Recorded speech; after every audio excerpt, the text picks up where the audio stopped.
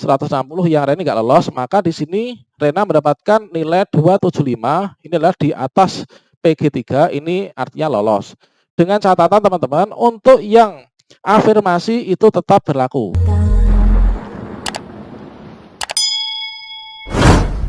Sobat-sobat semuanya, telah terbit Kemenpan RB nomor 1169 tentang pengolahan hasil seleksi kompetensi 1 dan juga penyesuaian nilai ambang batas. Tentunya di sini sobat semuanya ini bertanya-tanya ya, mengapa pada Kemenpan RB yang terbaru di sini dikenal dengan pembagian istilah ada nilai ambang batas kategori 1, nilai ambang batas kategori 2, nilai ambang batas kategori 3. Itu seperti apa? Nah, pada video ini kita akan berbagi informasi terkait tentang penjelasan menurut versi kami, yaitu dari ketiga nilai ambang batas ini. Kemudian kita akan memberikan satu simulasi teman-teman terkait tentang pemberlakuan passing grade yang terbaru ini. Silahkan simak video ini sampai selesai. Namun sebelum kita lanjutkan, perlu saya ingatkan bagi teman-teman yang mungkin baru pertama kali menemukan channel ini, silahkan klik tombol subscribe-nya dan aktifkan notifikasi loncengnya, sehingga nanti jika ada update video terbaru, teman-teman tidak akan ketinggalan informasi. Inilah sobat semuanya, Kemenpan RB nomor 1169 tahun 2021 tentang pengolahan hasil seleksi kompetensi 1 dan penyesuaian nilai ambang batas seleksi pengadaan P3K untuk jabatan fungsional guru pada tahun ini ya. Nah, teman-teman, di sini kita simak bersama ya.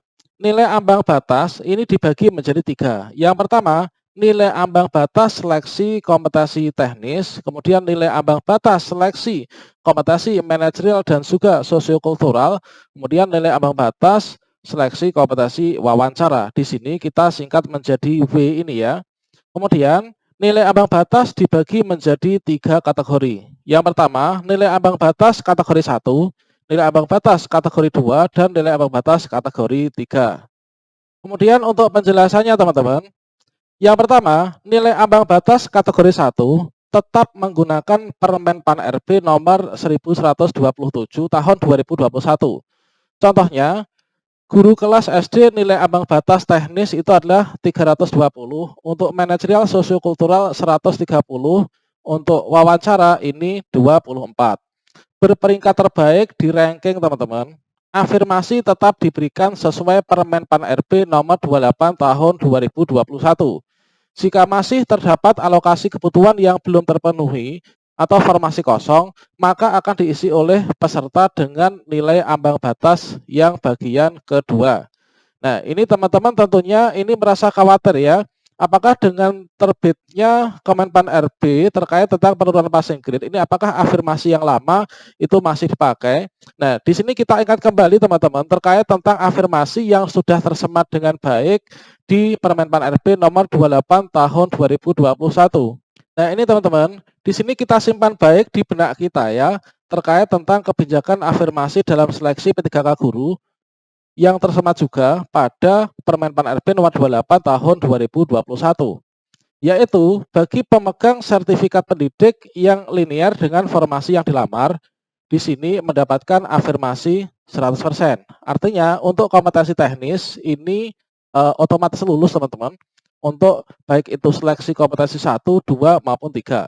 Kemudian yang usia 35 tahun, nah ini usia di atas 35, ini teman-teman mendapatkan afirmasi 15% ya. Kemudian untuk disabilitas ini adalah 10%, dan juga untuk kategori 2 di sini afirmasinya tetap 10% teman-teman. Karena di Kemenpan yang baru di sini tidak disebutkan terkait tentang penghapusan ini. Jadi ini masih berlaku. Berikutnya teman-teman, untuk yang bagian kedua. Nah, di sini nilai ambang batas kategori 2 diperuntukkan untuk peserta berusia paling rendah 50 tahun saat pendaftaran ya, yang di sini disebut sebagai 50 plus. Dengan ketentuan nilai ambang batasnya ini adalah manajerial sosiokultural 110, kemudian wawancara ini adalah 20. Berperingkat terbaik di ranking jika masih terdapat alokasi kebutuhan yang belum terpenuhi atau formasi masih kosong, maka terhadap seluruh peserta diberlakukan nilai ambang batas kategori 3. Nah, di sini sobat semuanya tentunya tanya-tanya ya, mengapa untuk usia yang di atas 50 tahun, di sini hanya diberikan ambang batas itu dalam bentuk akumulasi manajerial dan sosiokultural 110 nih ya yang diturunkan dan juga wawancara 20. Untuk teknis ini mengapa tidak ada di sini dan juga tidak dituliskan teman-teman pada Kemenpan RP yang terbaru. Dan kalau misalkan kita lihat pada lampiran 1 di sini untuk nilai ambang batas kategori 2 pada seleksi yang kompetensi teknis, di sini mengapa kok strip-strip semua? Ini menurut saya teman-teman, ini adalah bentuk perlindungan dari pemerintah yaitu kepada Bapak Ibu guru yang berusia 50 tahun lebih. Artinya kemungkinan ini yang diujikan itu hanya manajerial, sosiokultural dan juga wawancara saja. Untuk yang teknis ini dianggap lolos. Kemungkinan seperti itu. Mungkin juga ini adalah untuk melindungi Bapak Ibu guru yang usia 50 plus dari pesaing yang memiliki sertifikat pendidik yang otomatis langsung lolos. Nah, menurut pemahaman saya itu adalah seperti itu. Mengapa di sini kosong? Untuk yang berikutnya, yang ketiga teman-teman, di sini nilai ambang batas kategori 3 itu diperuntukkan untuk seluruh peserta dengan penurunan nilai ambang batas manajerial, sosiokultural 130, wawancara 24. Nah, di sini untuk yang manajerial, sosiokultural dan wawancara kayaknya tetap ya, sama dengan passing grade yang lama. Kemudian untuk yang teknis ini sesuai dengan lampiran teman-teman. Nah, nanti kita akan tunjukkan. Contoh penurunan nilai ambang batas. Guru kelas SD yang semula nilai ambang batas teknisnya ini adalah 320, ini menjadi 270. Afirmasi ini tetap diberikan. Baik itu untuk teknis yang sertifikat pendidik usia 35 plus, kemudian juga disabilitas serta teman-teman K2, ini afirmasi tetap diberikan, tapi harus memenuhi ketentuan manajerial sosiokultural 130, wawancara 24. Jika tetap terdapat alokasi kebutuhan yang belum terpenuhi, formasi kosong, maka akan diisi peserta pada seleksi P3K tahap 2. Nah, ini teman-teman. Berikutnya, coba kita cek terhadap penurunan passing grade. Ini adalah sebagai contoh untuk yang formasi guru kelas SD misalkan, awalnya 320, ini adalah 270. Berikutnya nanti kita akan berikan simulasi juga ya. Namun teman-teman, di sini kita tetap menunggu saja keputusan resmi dari Panselnas yang nanti pada hari Jumat besok ya. Karena mereka mempunyai data akurat terkait jumlah peserta, baik itu kelompok 1, kelompok 2 dan juga hasil tesnya teman-teman.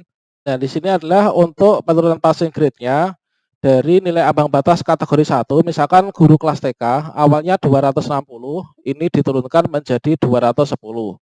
Kemudian untuk guru agama awalnya 325 ini menjadi 325 menjadi 275 teman-teman.